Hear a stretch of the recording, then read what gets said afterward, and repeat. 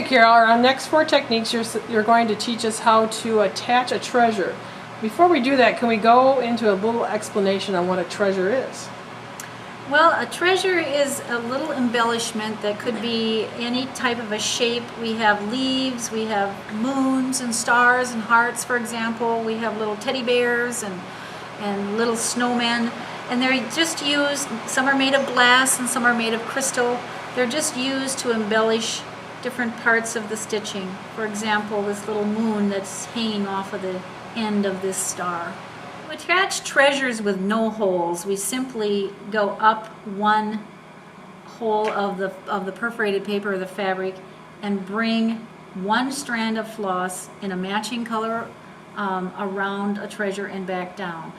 This bow is going up and down, and then you come back down here and go up over the middle and down. The same would be true with a butterfly. This little bird, you would just attach him around his neck. Stars, you can go on the 3 points, or you can go in here. Some of our treasures are very small. We have some stars that are so small and that it's probably easier to use a small amount of white glue just to position them in place on the fabric and then go through and do your stitching. Another method of stitching treasures on with no holes is to use a 2-strand in a contrasting floss, such as this candy cane. The candy cane is white, and you would use a red floss to go across and make the stripes in the candy cane. This is showing a treasure attached that has a treasure attachment that has no holes. In this case, the dragonfly is using a matching colored floss, and we're coming up and going across the wing with a matching floss. The white dragonfly is showing using a contrasting floss, going across the body of the dragonfly to give it a stripe to the dragonfly.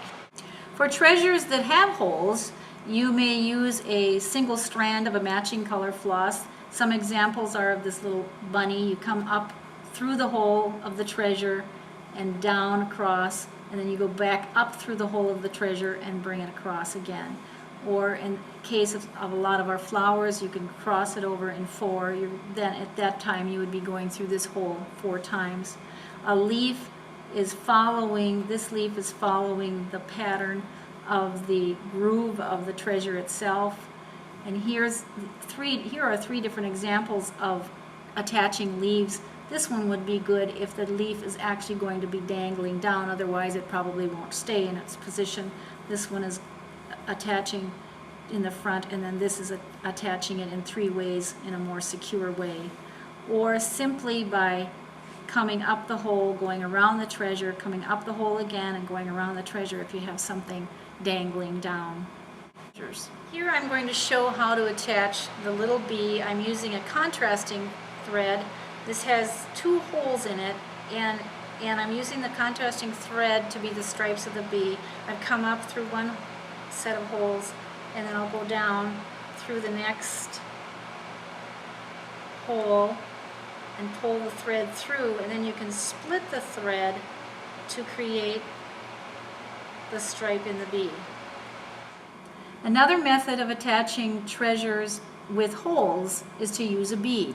You may do this with many of our flowers that we have, or the crystal type round bead treasures that we have. Come up through the treasure and then pick up a bead either in a matching color or contrasting color, and then go back down through the center.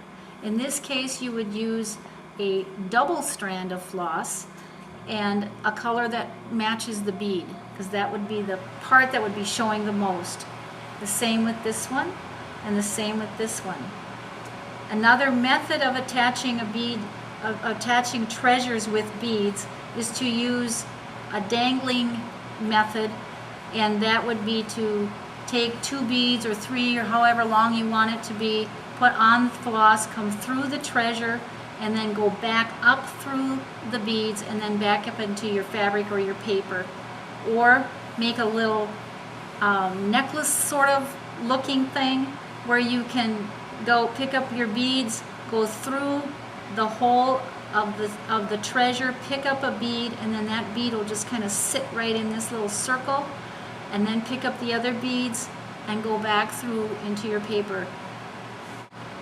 Our last method of attaching treasures are attaching them with treasures that have a channeled hole. When you're doing the treasures with a channeled hole, you may use 2 strands of floss for that, and this is simply going through the channel of the star or going through the channel of the heart. You may pick up beads when you're doing this, such as this example of this rondelle. Pick up a bead, pick up the treasure, and pick up the bead, and then go back down through the fabric. This is another example of a channel, and another example. This you could have attached, you could bring beads up in here and attach the flower, then pick up the bead and go back through the treasure, up into the treasure and back again. Same with this. And this is showing picking up more beads at the bottom or adding 2 beads or 2 rows of beads coming out. Example of showing how to attach different treasures. We have a rondelle treasure starting up here, coming out, picking up the rondelle treasure, and then you go pick up a bunch of beads and another treasure, come back around the treasure, go back up through the beads, and then do it. You just can add more and more little tassels. This is an example of the little 3 beaded picot here that we showed earlier with a beaded fringe. That's Okay, Carol, now we're going to move on to buttons. What do we do for that? Okay, for our buttons, we use 3 strands of floss, but for a regular button with the 2 holes, I like to use the three strands, but go through both holes twice, which would be an equivalent of 6 strands to give a better security. And then you would simply tie a knot in the back to secure it. The other types of holes that we have, some of our buttons have a single hole, in which case you would come up through the hole, back down around to the back of the paper or the fabric, come back up through the hole and down around through the other side of the fabric. And when you have only 1 hole, you simply would go around using 3 strands of floss. Another method used to attach buttons is to use beads with the buttons. This little gingerbread boy has 1 hole, and so you may use this, add a bead to give a little embellishment, a little red bead to his heart. In this case, you need to use a beading needle because you are using a bead, and you would use 2 strands of floss with that. You may come up through the hole of the button, through the bead, and back down through the hole of the button, and then tie it on the back. When you're doing this, you may use a petite bead or a seed bead, depending on how much you want your beads to show, or depending on the size of the button that you have. And you would come up from the back, pick up 2 or 3 or 4 if you're using a petite bead probably, and back down. But before you do that, you want to secure this better, being you are only using 2 strands of floss. You would come up and secure that with 1 strand, or with the 2 strands of floss, then come up again, pick up the beads, and go back down.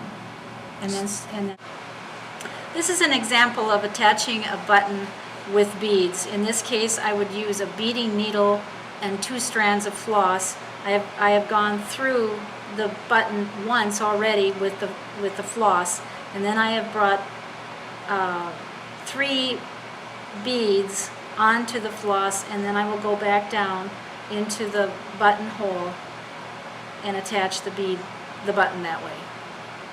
Well, Carol, thank you so much. That was so much great information. I'm so excited. I want to go get some beads and start stitching. Good. So, I'm hoping it's going to help everybody. Yes. Just to let you know, we're going to have all these diagrams on our website. You just need to go to the Stitch Library, and you can download them at your convenience. Have a great day, and see you next time.